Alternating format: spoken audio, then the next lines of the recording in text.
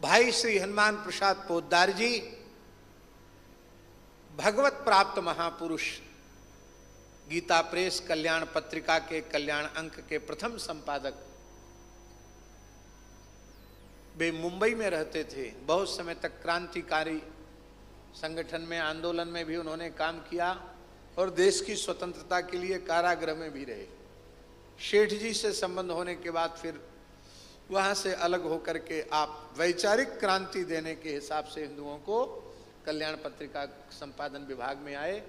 और ये बात हम बड़ी कृतज्ञता पूर्वक कहते हैं कि उस काल में सेठ श्री जयदयाल गोयनका जी ने गीता प्रेस की स्थापना न की होती और कल्याण पत्रिका का और पुराण अंकों का, कल्याण अंकों का प्रकाशन संपादन न होता तो शायद हिंदुत्व के जो संस्कार दिखाई पड़ रहे हैं ये भी न होते। हम कृतज्ञ हैं उस सनातन धर्म के एक महान संस्थान के प्रति। तो तब भाई श्री हनुमान प्रसाद पोद्दार जी मुंबई में थे। दिन में व्यापार का काम करते थे, किसी सेठ के यहां प्रतिष्ठान में मुनीम वाला या कोई काम, लिखा पढ़ी का कोई काम करते थे। अब जब संख्या उनकी निश्चित थी, महामंत्र का जब करते थे इतनी संख्या में करना है तो उसको पूरा करने के लिए शाम को चौपाटी चले जाते थे। अब तो चौपाटी नाम बहुत गंदा हो गया है। हम चौपाटी गए तो चौपाटी में घूमने वाले, रहने वाले को बहुत भला आदमी नहीं माना जाता है। लेकिन उस समय तक चौपाटी में इस प्रकार के उटपटांग प्रकृति के लोग नहीं थे। तो भाई जी वहाँ चौपाटी में जा कर के और एक ऐसी पट्टी पर बैठ करके समुद्र के किनारे नाम जप करते थे। कुछ दिन के बाद एक सफेद कपड़ों में एक व्यक्ति आकर उनके पास उस पट्टी के दूसरे सिरे पर बैठने लग गया।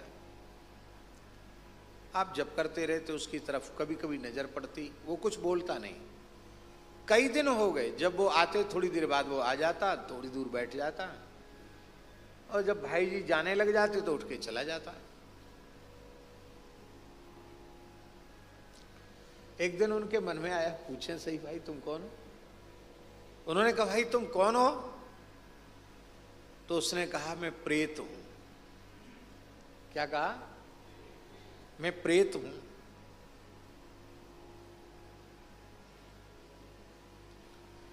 तो यहां क्यों बैठते हो?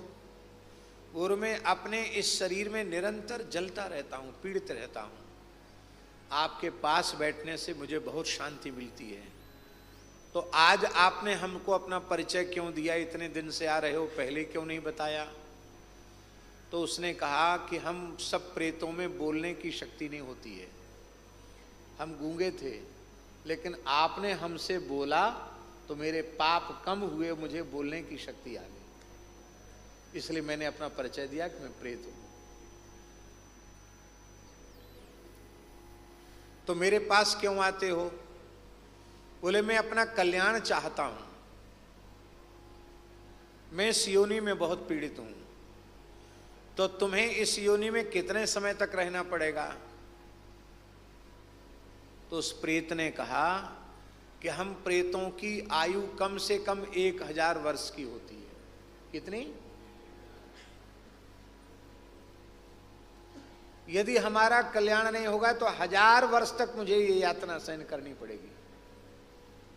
तो तुम्हारा परिचय, तुम क्या चाहते हो? तो बोले मैं अपना कल्याण चाहता हूं। कल्याण कैसे होगा? बोले हमारे निमित्त विधिवत गया जी में कोई ब्राह्मण के द्वारा श्राद्ध करा दिया जाए तो हमारा इस प्रेत योनि से उद्धार हो जाएगा। तो उन्होंने कहा भाई पिंडदान वगैरह के लिए तो सब पूछना पड़ता, किस जाति के हो? बोलो मैं पारसी हूं, हिंदू नहीं हूं। तो पारसियों में तो पिंडदान, जलदान, श्राद्ध तर्पण की व्यवस्था नहीं है। वहां तो मरने के बाद शरीर को पक्षियों को खाने के लिए छोड़ दिया जाता है। उस प्रेत ने रोते हुए कहा, भाई साहब कि मरने के बाद मृतात्मा के कल्याण की व्यवस्था केवल हिंदू सनातन पद्धति में है और किसी पद्धति में नहीं है। इसलिए उसने कहा, हिंदुओं के अलावा, और हिंदुओं में भी उन हिंदुओं के अलावा जिनका विधिवत अंत्येष्टि श्राद्ध तर्पण आदि नहीं होता, उनके अलावा मरने के बाद सब के सब भूत प्रेत बनते हैं। उसने कहा, जितने ईसाई मरते हैं सब प्रेत बनते हैं, जितने मुसलमान मरते हैं सब प्रेत बनते हैं, जितने पारसी मरते हैं सब प्रेत बनते हैं। तो तुम्हारे यहां तो वो व्यवस्था है नहीं, फिर तुम हमसे उस व्यवस्था के माध्यम से कल्याण कैसे चाहते हो? तो उस प्रेत ने कहा, जन्म लेने के पहले सब सनातनी हैं और मरने के बाद भी सब सनातनी हैं। दुर्भाग्य से यहां जन्म लेने के बाद इधर उधर की विचारधाराओं में भटक गए हैं।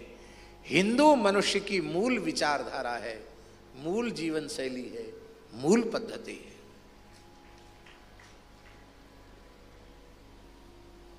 तो भाई जी ने कहा, भाई पिंडदान जलदान करने में नाम गोत्र उच्चारण करना पड़ेगा। तो तुम्हारे यहां तो गोत्र वगैरह की व्यवस्था है नहीं, वर्ण व्यवस्था भी नहीं है, गोत्र व्यवस्था नहीं है, कैसे होगी? तो उसने कहा, कश्यप गोत्र बोल देना। क्या कहा? हम मनुष्य हैं, मनुष्य मात्र का मूल गोत्र कश्यप है, कश्यप गोत्र बोल देना। तो भाई जी ने कहा कि ठीक है, हम तुम्हारे नाम से श्राद्ध तर्पण कराएंगे, पर तुम्हारा कल्याण हुआ कि नहीं यह अनुभव करा के तब तुम परलोक में जाना। तो हमें विश्वास तो हो कि हमने जो कराया वो काम सफल हुआ। तो एक मारवाड़ी ब्राह्मण थे, बड़े पवित्र आत्मा थे, त्रिकाल संध्योपासन करने वाले, गायत्री जप पारायण थे। भाई जी ने उनको आने जाने का मार्ग व्यय दिया, उस व्यक्ति का नाम गोत्र लिख करके दिया और उसके प्रेतोद्धार के लिए गया जी में उस ब्राह्मण के द्वारा विधिवत श्राद्ध कराया। महाराज जी, जिस दिन प्रेत शिला पर पिंडदान हुआ उसी समय वह प्रेत भाई जी के सामने, बंबई में वहां श्राद्ध हुआ, भाई जी के सामने प्रकट हुआ।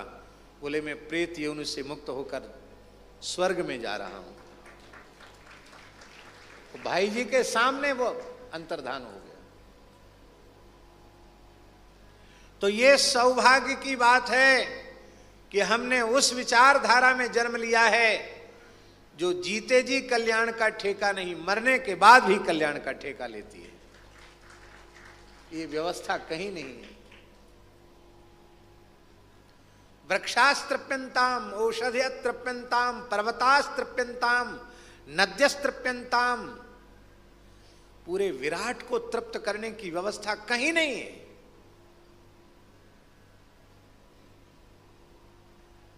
लोगों को समझाने की आवश्यकता है और समझ में आने की आवश्यकता है।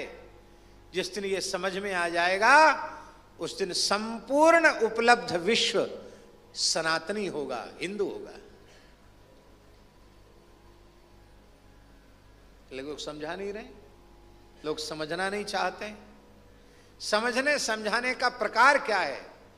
समझने समझाने का प्रकार है शिक्षा। बालकों का दोष नहीं है, बालिकाओं का दोष नहीं है, उनको यह शिक्षा ही नहीं दी जाती है कि तुम्हारा किस गौरवमयी परंपरा में जन्म हुआ है, तुम कौन हो। उन्हें अपने स्वरूप का ही परिचय नहीं होता और वो भटक जाते हैं। संस्कार युक्त शिक्षा।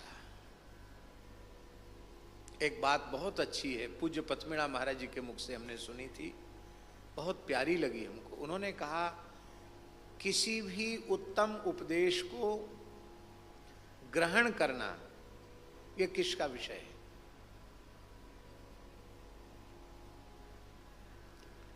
ये किसका विषय है?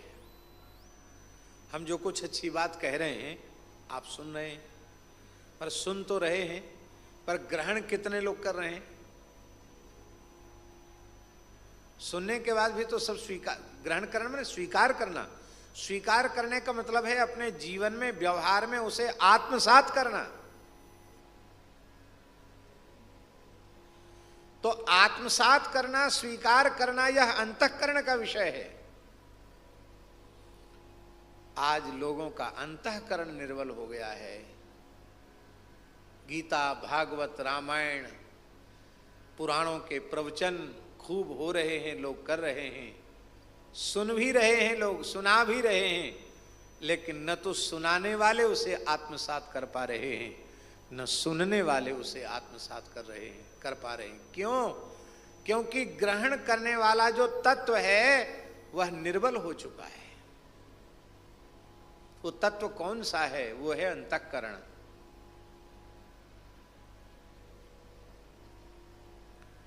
मन, बुद्धि, चित्त और अहंकार, इसका पूर्ण सहकार होगा तभी हम किसी बात को स्वीकार कर पाएंगे और अपने जीवन में उतार पाएंगे। मन लगाकर सुनना, मन जिस इंद्रिय के साथ नहीं होगा वह इंद्रिय अपने विषय को ग्रहण नहीं करेगी। शब्द का श्रवण करना ये कर्णेंद्रिय का विषय है, पर कान सुनेगा ही तब जब कान के साथ मन होगा। मन केवल सुनने का काम तो सुनने में तो सहयोगी बन जाएगा, पर वो विषय को धारण नहीं कर पाएगा। ये श्रुत विषय, इसको पक्का कौन करेगा, निश्चय कौन करेगा? बुद्धि। बुद्धि उस पर विचार करेगी और चित्त उसका निश्चय करेगा और अहंग उसको आत्मसात करेगा, भीतर से स्वीकार करेगा। यह है मन, बुद्धि, चित्त और अहंकार। इसी को अंतःकरण कहते हैं। और वह अंतःकरण हमको कैसे मिलेगा? जिस अंतःकरण से हम इसे स्वीकार कर पाएं।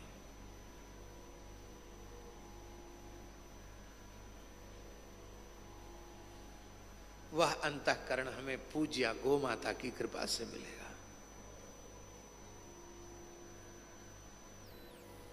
वेद में लिखा है भैया जी, वेद में लिखा है आहार शुद्धौ सत्व शुद्धि।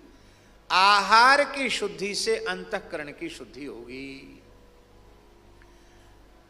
अब अत्यंत सात्विक पवित्र आहार देने वाला परमात्मा की सृष्टि में कौन सा प्राणी है? तो वह केवल और केवल वेद लक्षणा पूज्या भारतीय देसी गौ माता है। नंदराय जी क्या कह रहे हैं? बड़ा प्यारा श्लोक है व्यास जी, इतना बढ़िया है कि घर घर में लिखा देना चाहिए, इतना सुंदर श्लोक है।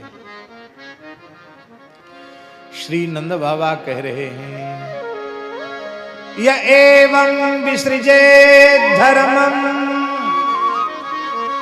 पारंपरया गतं नरः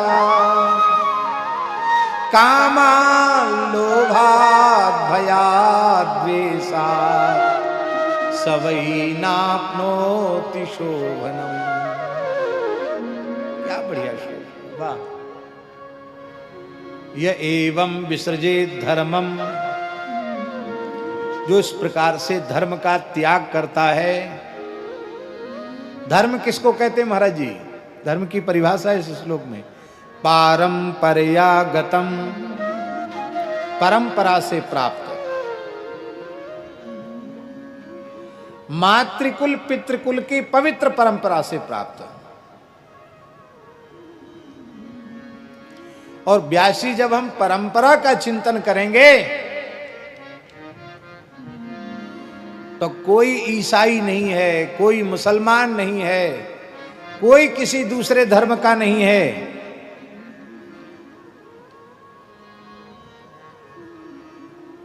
सब मूल में सनातनी ही थे।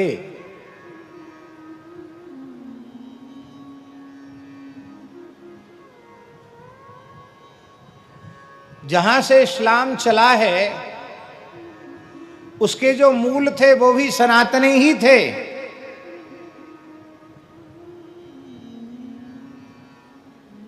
डेढ़ हजार साल भी तो नहीं हुए। कितने साल पुराना है महाराज जी? 1400 साल से कुछ आगे तो हुआ है, इससे ज्यादा समय नहीं हुआ। ईसाई मत को कितना समय हुआ? 2024 चल रहा है, इससे ज्यादा समय नहीं हुआ। इसके पहले कौन सी परंपरा थी? आखिर मनुष्य तो थे कि नहीं थे? कृण्वन्तो विश्वमार्यम, वेद में लिखा है संपूर्ण उपलब्ध विश्व आर्य धर्मी था, सब सनातनी थे, सब वैदिक धर्म का पालन करने वाले थे। पूरे संसार में वर्णाश्रम व्यवस्था थी।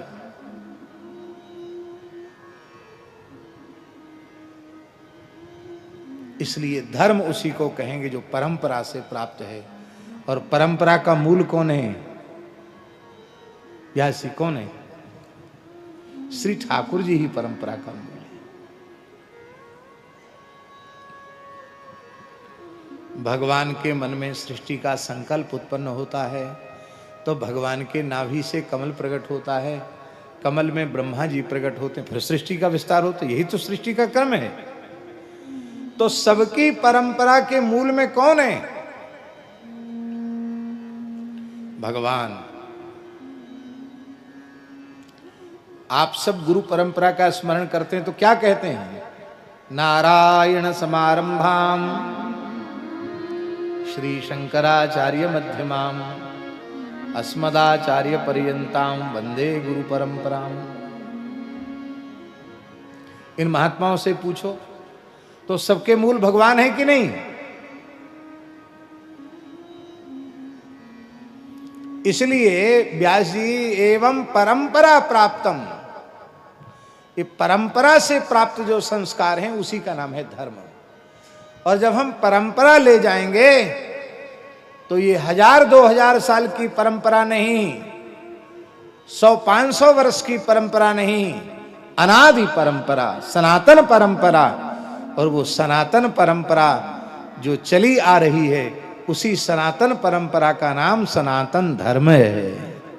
सनातन शब्द का अर्थ क्या है? सदा भवत् सनातनः, जो सदा सर्वदा रहे उसको सनातन कहते हैं।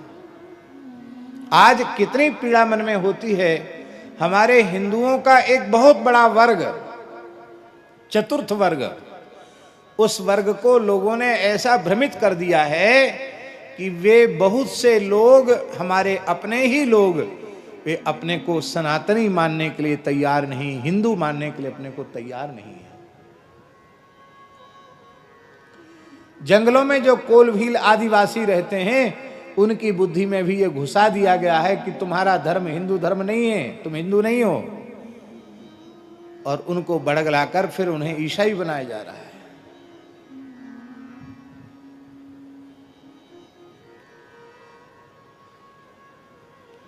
और हम निवेदन कर रहे हैं कि न हिंदू था, न मुसलमान था, न अन्य कोई मत परंपरा थी।